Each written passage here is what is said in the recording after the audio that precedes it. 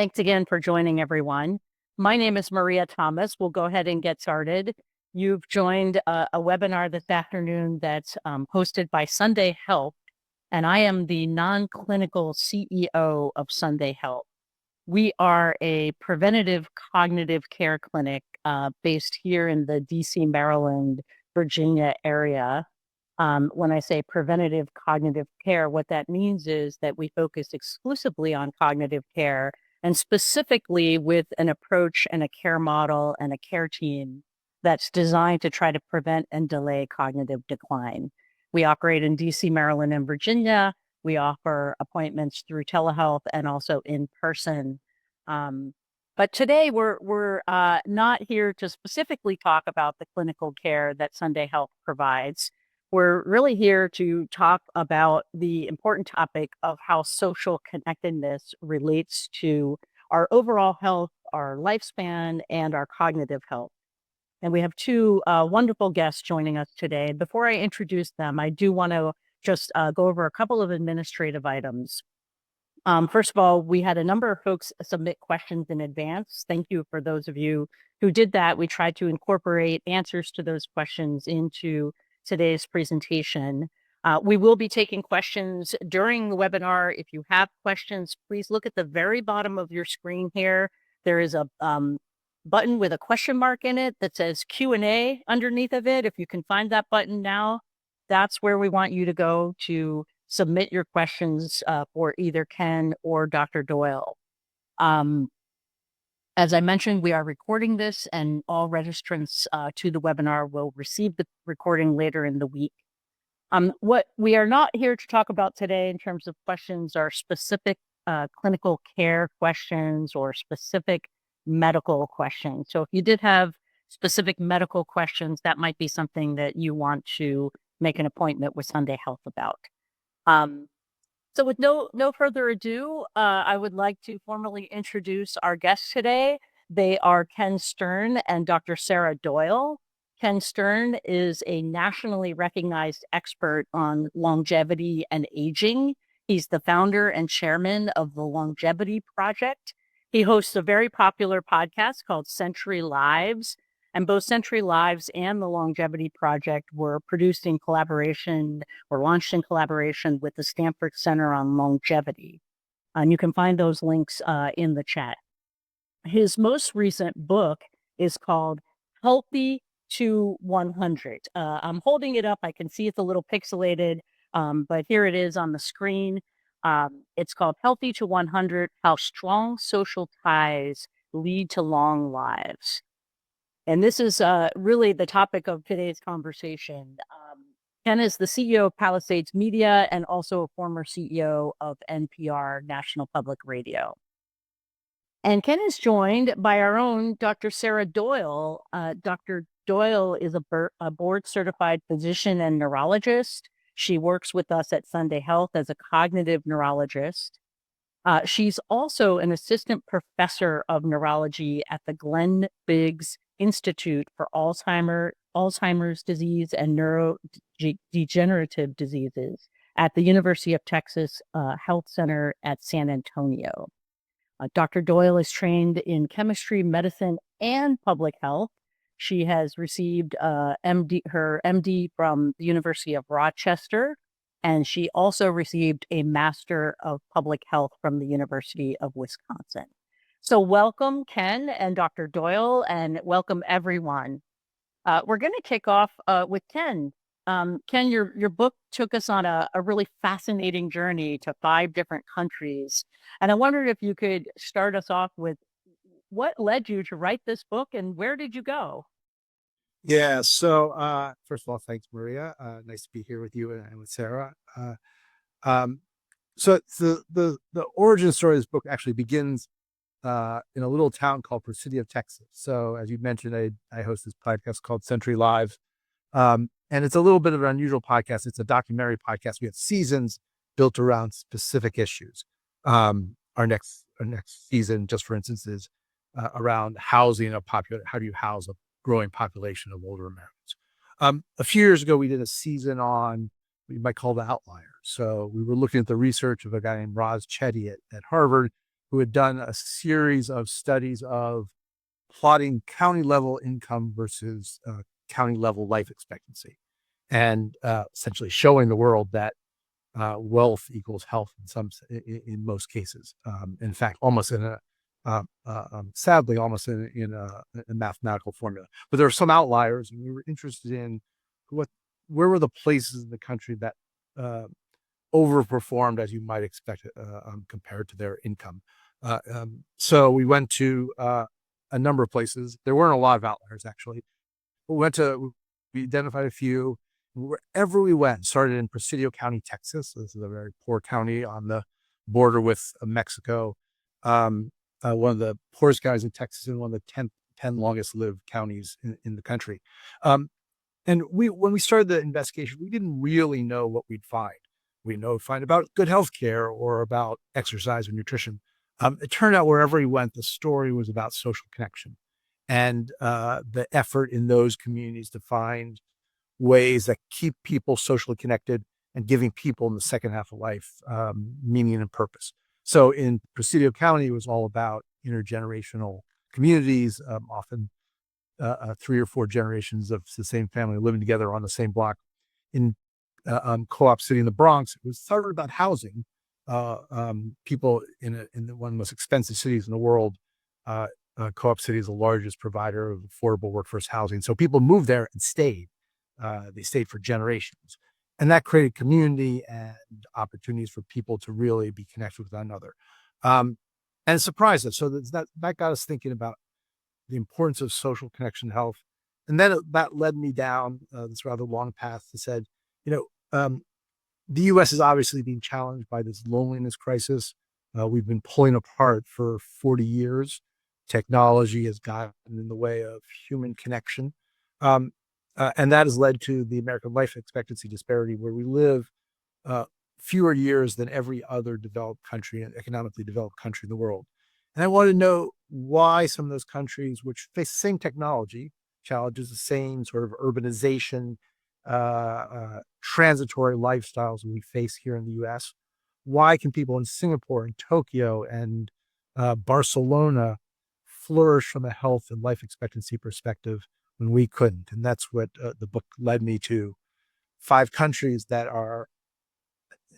really shouldn't be world leaders in life expectancy, but are: Japan, South Korea, Singapore, Spain, and Italy. And that's the genesis of the book and the roadmap of the book.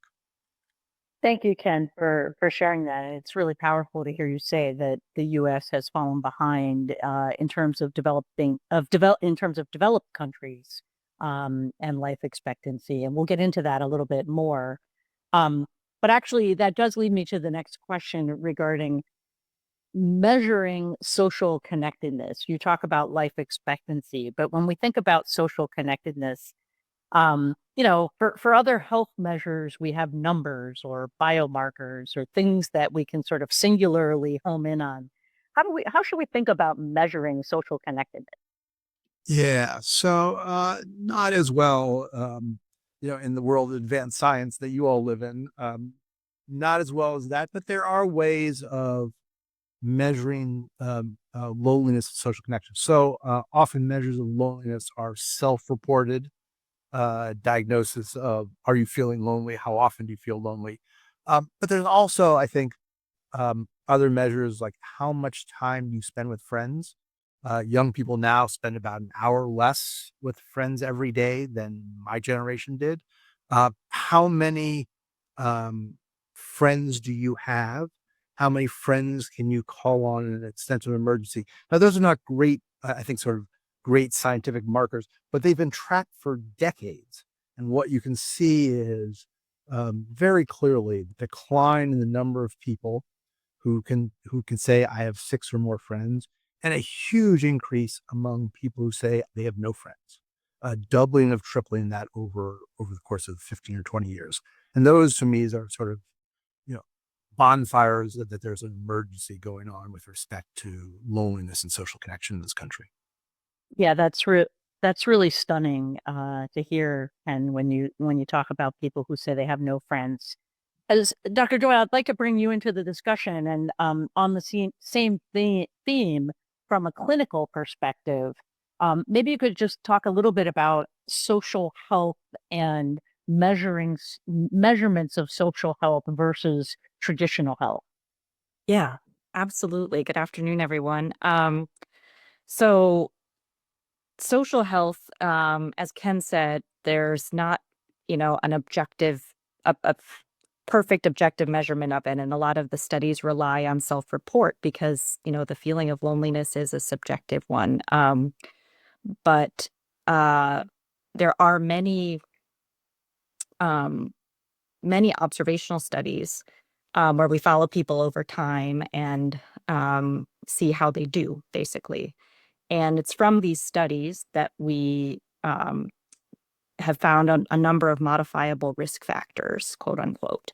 And that means things that you could potentially treat. And these are things that, if you have more or less of them, you're more likely to get dementia. And so, for example, in these observational studies where we're following people over time, people who report more hearing loss are more likely to get dementia. People who have lower levels of physical activity are more likely to get dementia. Now, that does not mean we don't always know exactly why, and we can get into more of that later. But one of these factors is social connectedness. And we measure that through in these studies, these, rigorous observational studies, they measure it through asking people, how often do you feel lonely, or how many social connections do you have per week? And they might, define that a little bit differently, but it's a fairly standard um, set of questions that studies here in the US and internationally use to measure how connected people are socially. And what many studies have found is that the higher levels of loneliness or the lower levels of social connectedness, the more likely it is that somebody later on will develop cognitive impairment or dementia. And so there's now more research coming, or, research looking at, why is that the case? And I'm sure we can all hypothesize why, it kind of, on a gut level, it kind of makes sense. But in terms of, whether it's a direct effect or an indirect effect, we don't fully know, but I think it's something that we as doctors and neurologists should be focusing more on or incorporating it as a part of our care plans as we're thinking about healthy cognitive aging and brain health. Thank you. Um, One of the so-called modifiable risk factors that was on the slide that you were presenting there had to do with hearing. And we did have a question prior to that was submitted prior. And the question was about hearing loss. And the specific question was, is there a connection between hearing loss and dementia? Yeah, that's a great question. And I think this has gotten a lot of attention recently, in a good way. So the short answer is that yes, many studies find that if you have hearing loss, you're more likely to have cognitive impairment later on in your life. The complicated answer is that we don't yet know what to do about it. There was a trial that called the Achieve trial that came out in 2023. And this was a trial that basically said, okay, we're going to give people hearing aids and see how they do. And at 3 years, they couldn't measure a difference between the people who got hearing aids and the people who didn't in terms of their cognitive performance. So they said, well, we can't at this point say that hearing aids make a big difference. But you know what? Maybe we didn't give them hearing aids for long enough. And so that trial was actually extended for another 3 years. And those researchers will continue to do cognitive assessments regularly on all the participants to see if it just takes longer to measure a difference. So I think that's exciting. Um, and I would also put in the caveat that hearing loss or, having hearing aids to improve your hearing, there's other reasons that can improve your life, right? Even if it doesn't directly measurably affect your cognition, it makes it more likely that you're going to spend more time with other people, improves your quality of life, So I think there's more to it than just dementia prevention, even though that's exciting for everyone. But certainly this is an area of active research right now.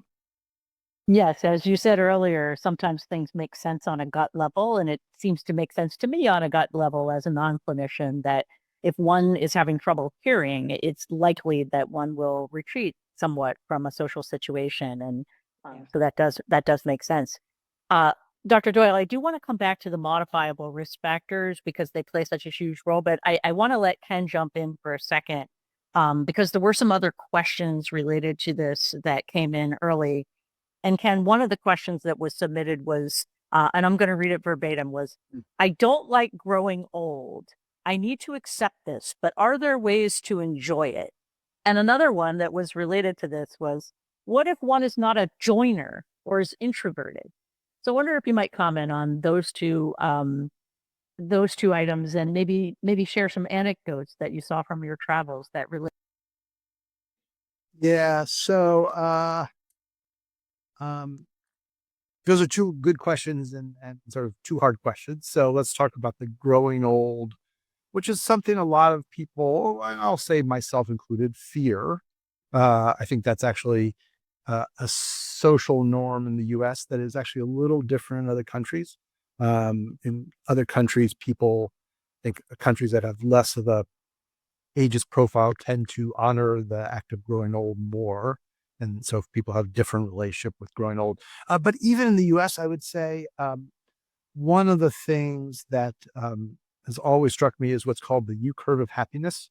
Social scientists measure happiness, people's self-reported happiness, and tends to be higher when you're young and higher when you're old. So it's the U curve. It starts high and it dips down the middle of life when you might be squeezed in the sandwich generation, and then tends to go up when you're older. And that's maybe not because older age is necessarily a more joyous time, but because people who have can handle stress better and know the ups and downs of life and can handle it on a more even keel. So I tend to think, while we tend to fear some aspects of old age, I don't think it's necessarily a time of unhappiness, at least come to compared to other ages.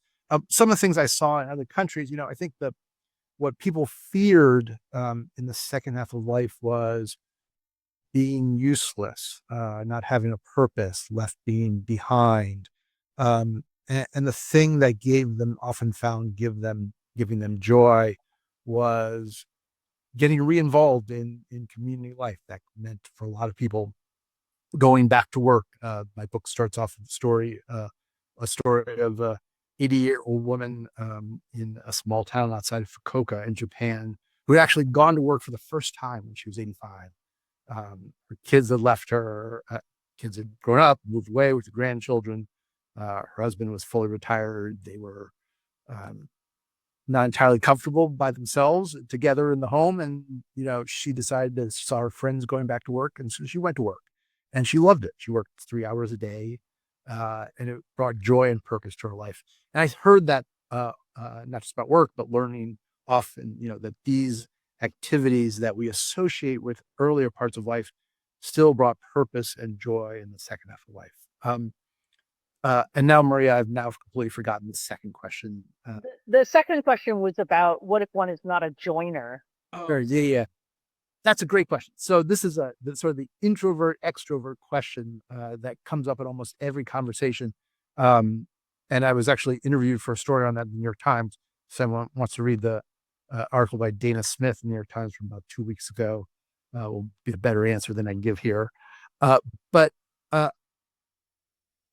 uh, it's a great question. And the way I think about it is um, we're a lot lonelier than we used to be as a country. It's not because we're a lot more introverted than we used to be.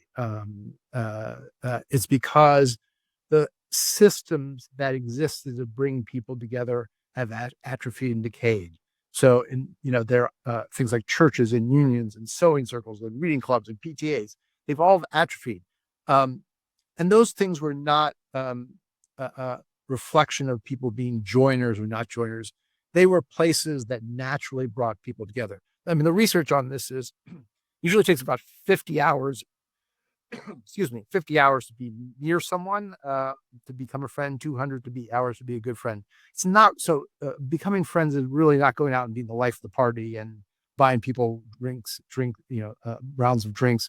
It's about putting yourself in situations where you're naturally associated with people who have common interests. That could be work, that could be at school, that could be volunteering, that could be in intergenerational relationships. It could be, all sorts of things that have nothing to do with your personality. It's about being in places that naturally bring you into contact with other people. And that's what we should look for, is things that bring us purpose and brings us into community with other people without having to be someone that we're not. Thank you for that. Dr. Doyle, we're going to go back to hearing for just a moment, because there's a question submitted that basically a very good question. Did you measure the use of hearing aids, or just aids, or just giving aids to people, noting that lots of people don't use their hearing aids even if they need them? So differentiating between testing for the need and testing for the use. That is a fabulous question. I agree. I would actually have to go back and read the trial to see if they controlled for that at all, because they, gave people hearing aids, but I don't know. You're right. And this is why there is a branch of research called dissemination and implementation that's basically like, yeah, you can do these trials. People can sit in their ivory towers or wherever these trials are designed and say, this is a really good idea, but practically on the ground, it makes me think of, using a CPAP for sleep apnea, which people in the audience might be familiar with. There's a lot of time, I hear this in the clinic all the time, of I'd put it on at night and then sometime in the middle of the night it comes off. And so there's that's a fabulous question. I don't know, but we can go look. And if they didn't do that, I think that would be an important component of any sort of trial design in the future, to be like, well, maybe we weren't actually exposing people to any meaningful degree of hearing aid use because people just don't like to wear them. Right. Right. No, good point. And if I may, use this as a jumping off point to talk a little bit about the study that came out during the summer called the U.S. Pointer Study. This was a study that was published in late July by the and funded by the Alzheimer's Association. And the reason I'm bringing that up, we're talking today about the importance of social connections to our overall health, to our longevity, and to our cognitive health. And you heard Dr. Doyle mention before that there are actually 14 modifiable risk factors, one of which is socialization.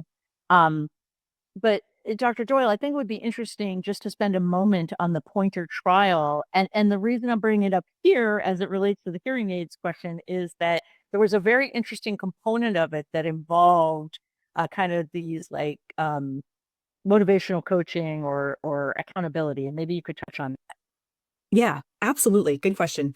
So just to back up for a moment, and maybe we can put the slide up just to remind people of it or have a graphic to go with it. But so there's 14 modifiable risk factors, and to give people a sense of where those come from, these are from observational studies where researchers follow people over time, sometimes decades, and they just gather information on their health and see how they do later.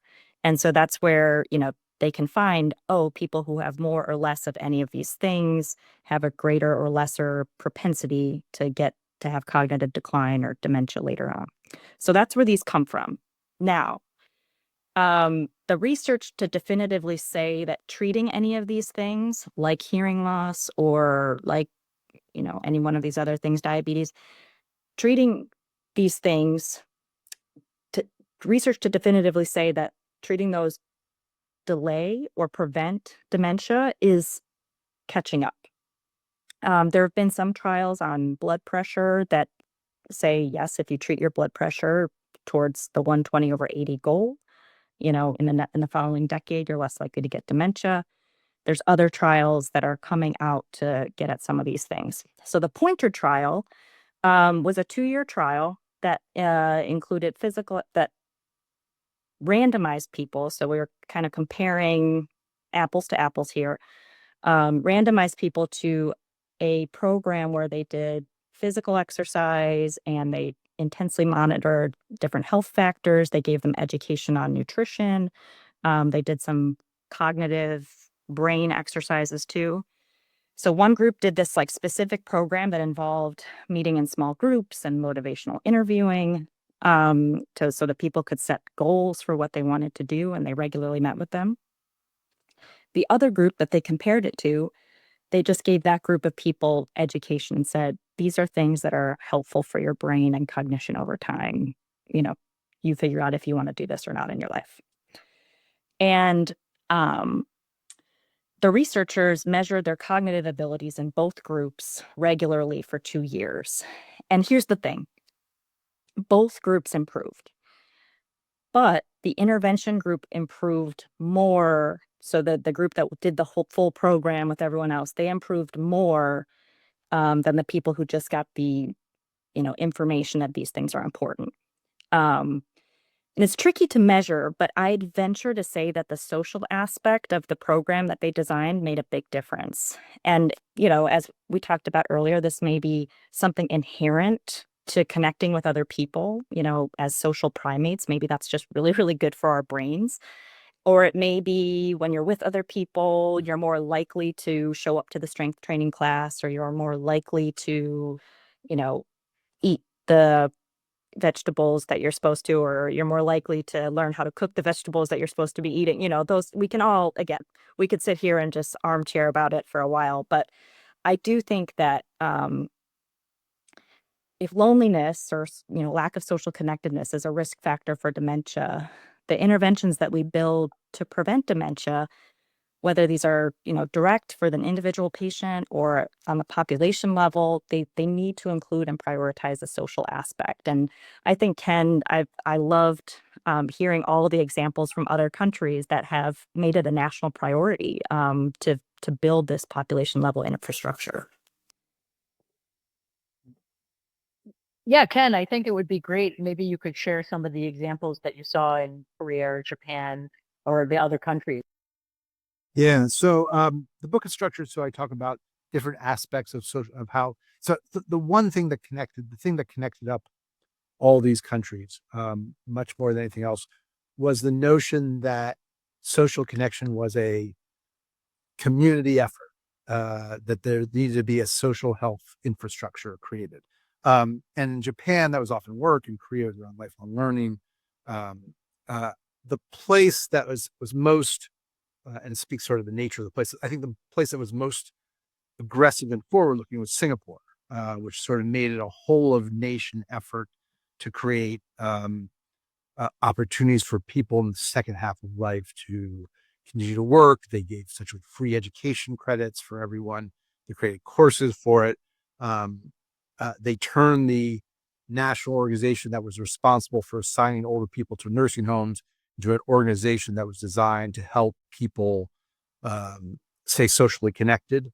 And I spent time in something called the Queenstown Health District, which was it's an area of about 100,000, which essentially is a test bed for how to organize the city. And in the U.S., we talk about health districts. We really talk about unhealthy districts. It's a place with a lot of hospitals and doctors.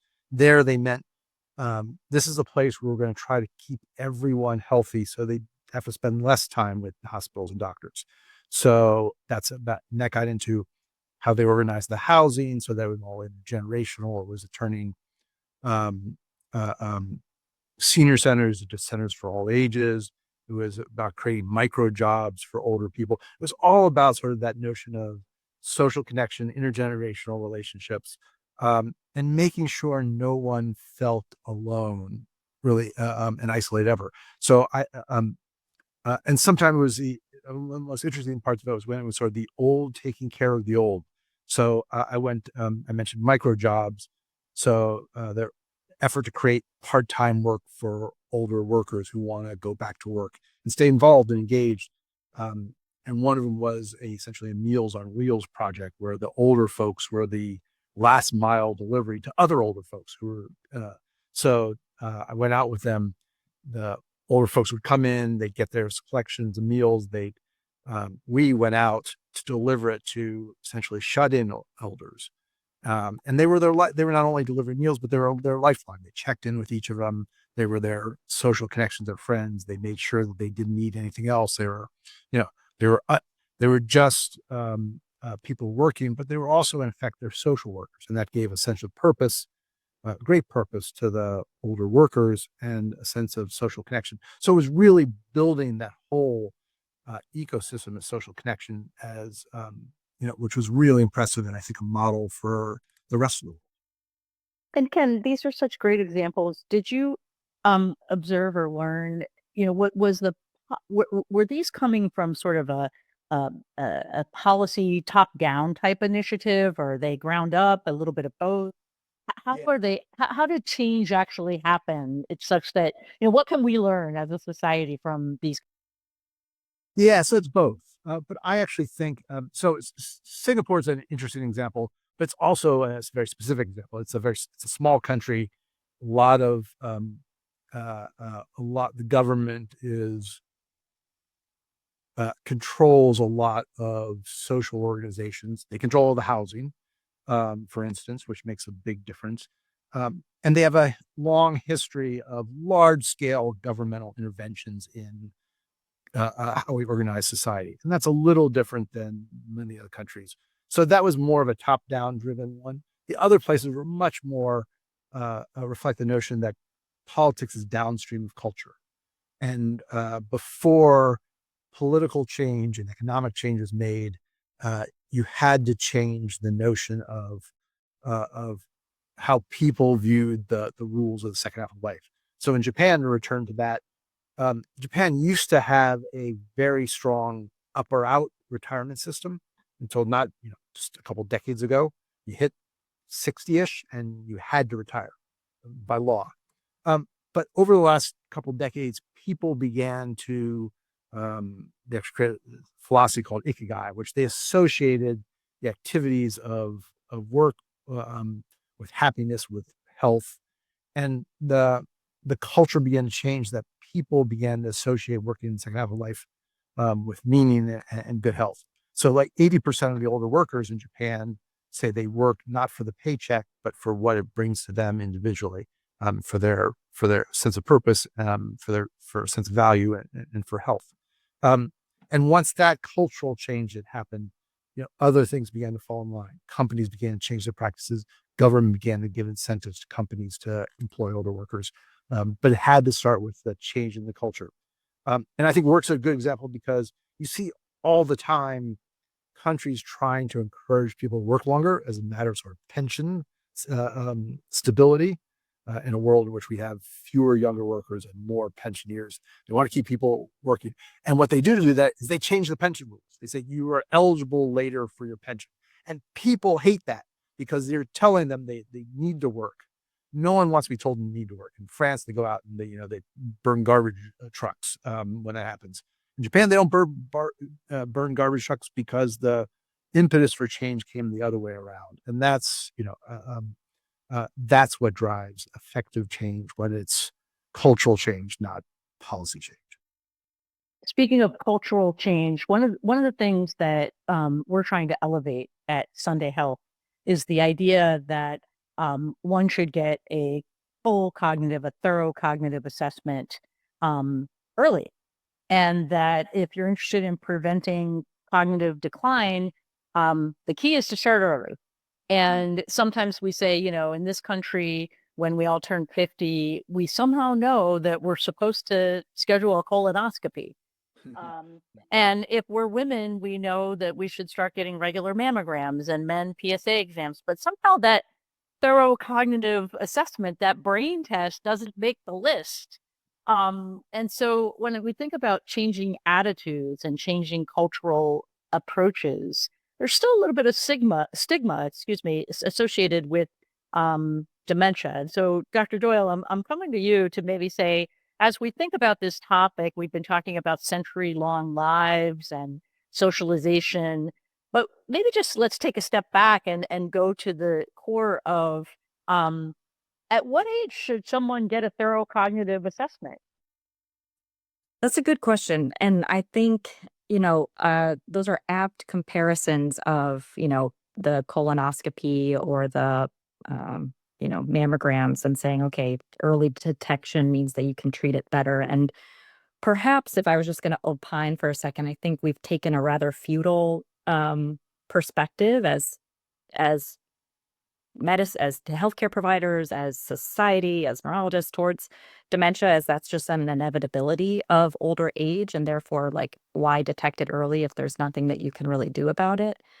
But I think that's changing because of research that's coming out. And so I wouldn't be surprised if the U.S. Preventive Services Task Force, I know they made a comment on this in the last 5 years, it might have been early 2021 or so, saying, we don't really necessarily recommend a cognitive screening at any point, but part of that recommendation comes from, what would we do about it? And that evidence is rapidly changing. So I think, a cognitive assessment, a thorough cognitive assessment is helpful to see where your cognition is right now. Like by itself, it doesn't tell you what's driving that change. By itself, it doesn't tell you whether or how fast those changes are going to progress. So I think that's a question I ask or I answer for a lot of people in clinic. But, if you do a cognitive assessment at age 50 or 60, and maybe we will get clear guidance on a particular age, but that kind of feels right. Um, you should always do it with a trained clinician so that they can help you develop a personalized plan to say, okay, here's where you're at, and here are things that you individually could, focus on or address or dial up, dial down to really proactively take care of your brain health. And preserve your cognition for as long as possible. Or, if you do a thorough assessment and there are deficits, they can really look through your life and say, okay, what do we think is driving this? It may be something like Alzheimer's disease. It may be something else. It may be something that's completely treatable, like a lack of sleep or depression, or, there's a number of other things. Certain medications can really affect how clear your thinking is. And so, um, I think a thorough cognitive assessment as a baseline is a good idea for many people, but it should always it should never be done in isolation. It should always be done with somebody who can help you interpret what that means and then what you're going to,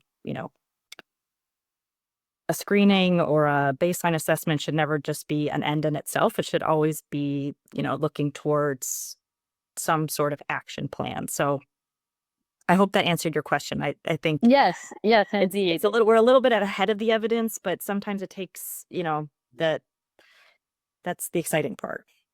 I think what I was trying to tie together, and you did answer it, Dr. Doyle, is this notion that in some of these countries that Ken had visited, there's a cultural approach that's different to older people and to aging. And I was just trying to tie that to how we as a society in the United States approach dementia, not just with kind of the oftentimes not wanting to talk about it, but also, how we think about memory care and where people may be living. Ken, I know in conversations that we've had, you've talked about some of the places that you've visited in the United States.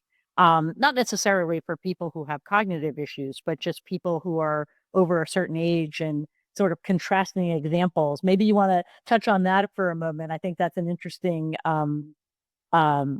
comparison between the place that you visited in Florida and the place that you visited in Maine. Yeah. So this comes back to my podcast, Century Lives. As I think I may have mentioned that the next season is on housing. So we've been a very sort of challenging subject about how do you house a population of people over the age of 65. That will be some 80 million by mid-century. So we looked at a lot of different models. And in one episode, we visited Florida. We visited a 55 plus community in Florida, um, uh, which is a uniquely American housing solution. There's no other place in the world that has lots and lots of, in the US, I think there are about 4 million people over the age of 55 who live in these retirement communities. And we visited Latitudes Margaritaville, which is a brand of the Jimmy Buffett company, which is in this particular place, a particularly brand new place in Panama City, Florida, which is, people over the age of 55 can live there with some slight variations, but that's basically the rule. No children, single generation, a place, I think the attraction is this is a place where older people can feel valued because they're the center of the operation. And that's sort of the history of those places, which was to create places where older people wouldn't be shunted aside. They'd be forever young, which was actually the motto of the first 55 plus community called Youngtown. Uh, and then we did a compare and contrast with a place in Maine called Gorham House in Gorham, Maine, which is a nursing home and preschool. So you walk in the door to Gorham House, and the first thing you see is a preschool with kids aged 3 and 4 who are there every day or 5 days a week, and about 150 nursing home residents. And of course, you see the incredible joy that the younger kids, the meaning and purpose and joy that the younger kids bring to the older residents, who otherwise would be, I think, isolated. And and nursing homes, as everyone knows, can often be very hard and challenging places. But those kids sort of brought an accent to it, a joy for the older people. But the interesting thing, Maria, that was the most interesting thing about that particular intergenerational community was not that it brought joy to the older residents. You kind of expect it. You can see that. You can feel that. But the preschool director told me a story as I was about to leave, that the elementary school teachers in Gorham, in the city of Gorham, the town of Gorham, have told her that the kids who come to that preschool are the empathetic ones in the elementary school When a kid in a wheelchair shows up, most of the kids don't know how to deal with that difference. And these kids who come to that preschool are immediately empathetic. They recognize the differences. They're not scared of differences. And that's sort of, I thought, it's a jigsaw piece that fits together, that we often fail to recognize the value that those relationships bring, not only to older folks, but to the kids themselves. Yeah, absolutely. That's a wonderful contrast. We have a couple questions in the question and answer area. I'm going to start with one that either of you could answer, or we may have to do some additional research. The question is, are dementia rates in places that Ken Stern studied lower than in the US and other Western countries? I don't know if you know that, Ken, or if you specifically looked at dementia and cognitive decline. Well, a fantastic question. I wish I knew the answer. That's something we can follow up on, unless Dr. Doyle, you happen to know the answer off the top of your. I don't, off the top of my head, no. Yeah. I know this is hard to measure. It gets back to just like study design and where do we find these data? How do we track people? I think there was big headlines a couple of years ago that dementia was on the decline in the United States, and I assume other countries track with that, or especially the countries that Ken was visiting. I know that's sometimes a little bit controversial because the statisticians will go in and pick apart how they actually got to that number, but I think it's helpful to say, maybe the rates are on decline, but there is a big population that's getting older. So even if there's fewer, and if it's 1 in 10 people rather than 2 in 10 people, there's still just a lot more people that are getting older. And age is one of the primary, risk factors, not a modifiable one, unfortunately, um, that for cognitive decline. And so as we have a big bolus of people getting older, that this is really a public health issue for this century. Yes, indeed. And Dr. Doyle, it occurs to me that we keep talking about dementia using the umbrella term, and obviously there are different types of dementia, Alzheimer's being the largest type. But correct me if I'm wrong, Dr. Doyle, is also mild cognitive impairment. And to the question, the question was about, is there a greater incidence or a lower incidence of dementia in these other countries? I think one thing we know in the United States is that there are millions of older adults living with mild cognitive impairment, many of whom are not diagnosed with MCI. Mhm.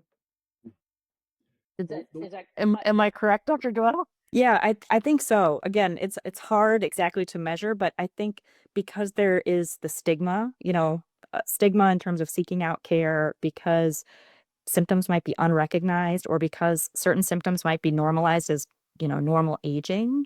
Um, People might not be seeking out care or might not be fully transparent about their symptoms. I think it's hard to measure, but I would venture to say that there are many people living with dementia, many more living with mild cognitive impairment. And I think it's a big opportunity to I think there's a huge number of people who um, would benefit from from knowing that there's a lot of different factors that go into your cognition. Many of them are in your locus of control and could really help you maintain your quality of life and independence for a much longer period of time. Yes, indeed. One Um, thing, go ahead, Ben. Yep.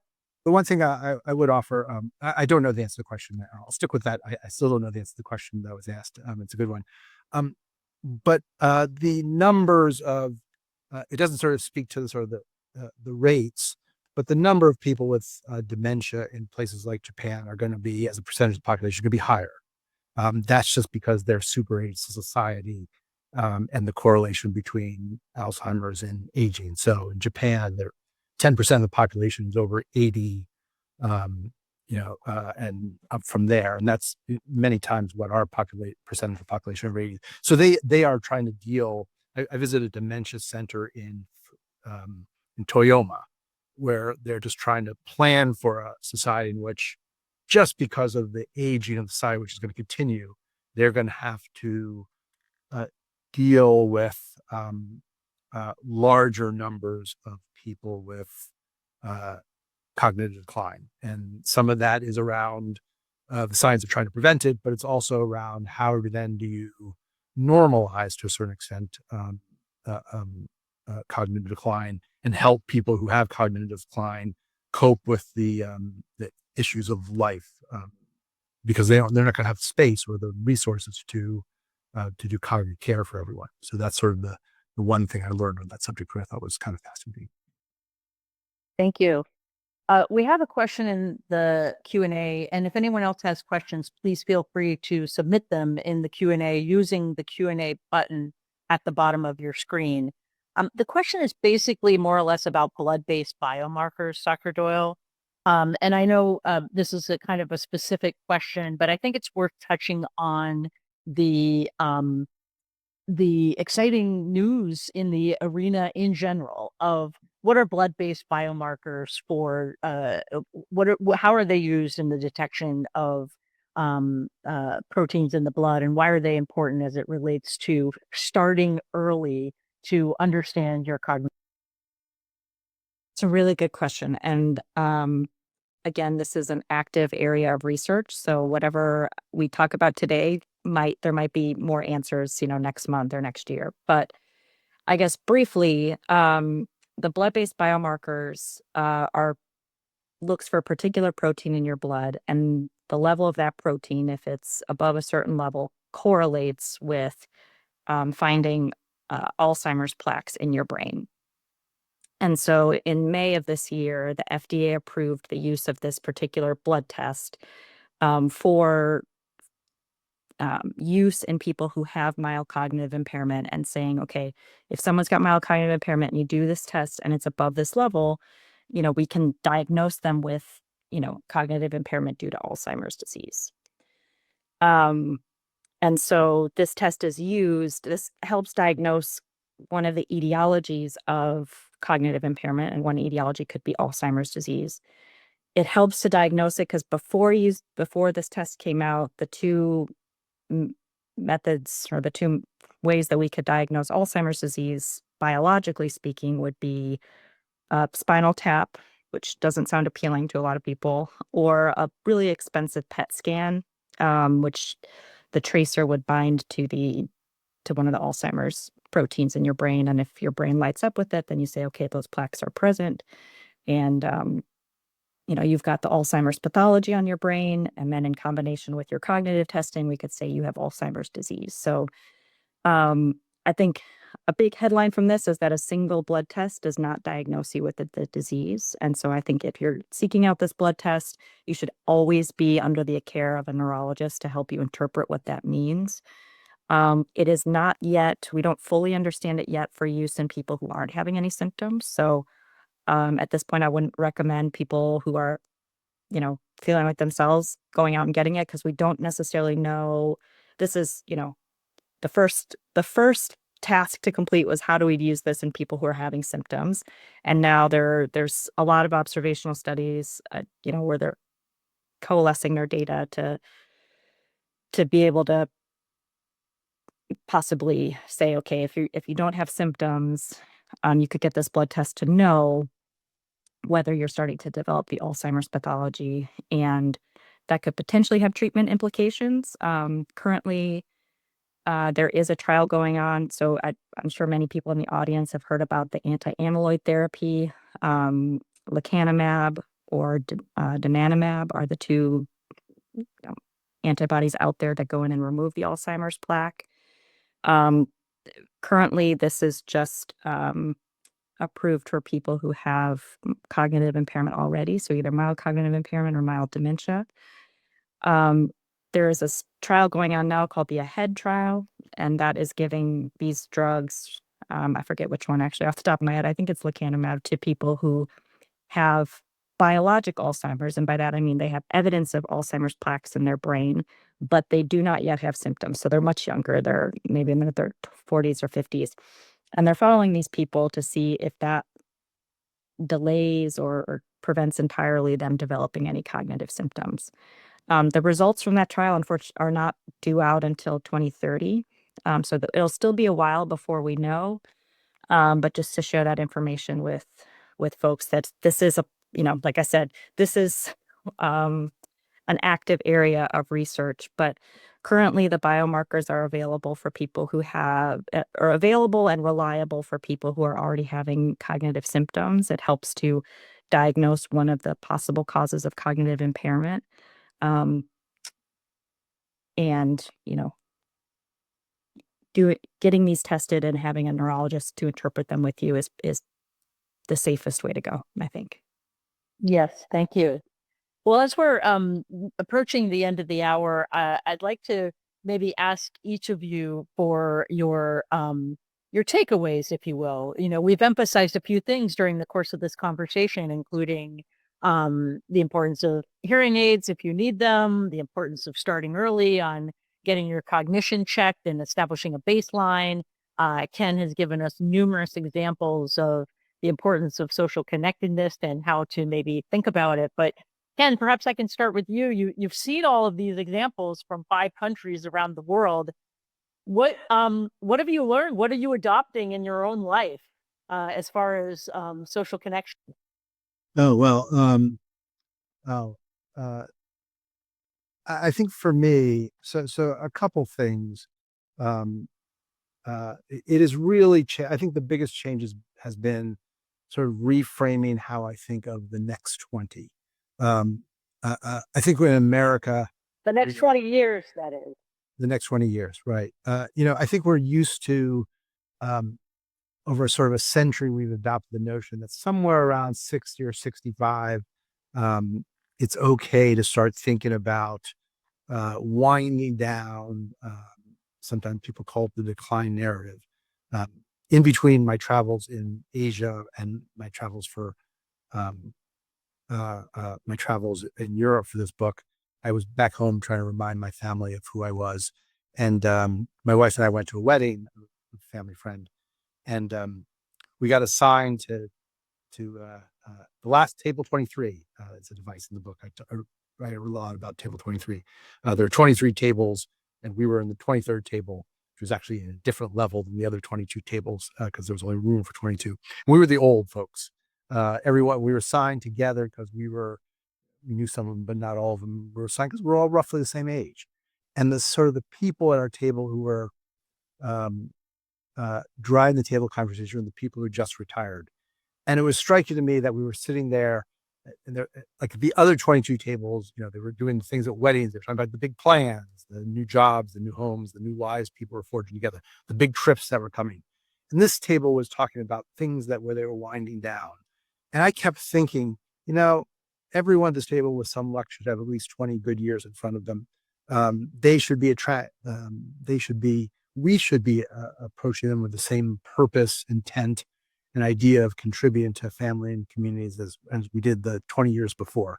And that's not the culture we have. That's the culture we need to create, especially as the society gets older and especially as all of us wish for more social connection, more meaning, and better health in our later years. So that's, and that ties in really with everything that you all were talking about around social engagement, about cognitive health, because there's a connection between, there's a strong connection between social connection, physical health, but even a clearer one between social connection and cognitive health. And there's research on it, but there's also, and Sarah kept talking about it, we know in our guts that it's true.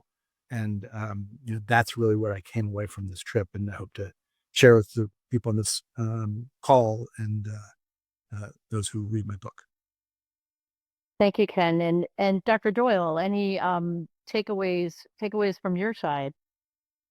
Yeah, and I think just to springboard off of what Ken was saying, I think this comes up, I've been talking very abstractly with the research and things here, but this comes up in the clinic all the time. The loss of social connectedness and then subsequent cognitive decline is a story I hear a lot. And there's a number of reasons why. To be socially less engaged, like retiring from work or moving to a new city to be near your kids, or even, you know, having a physical limitation, whether you had a major surgery or you've just, you're less physically active than you were before.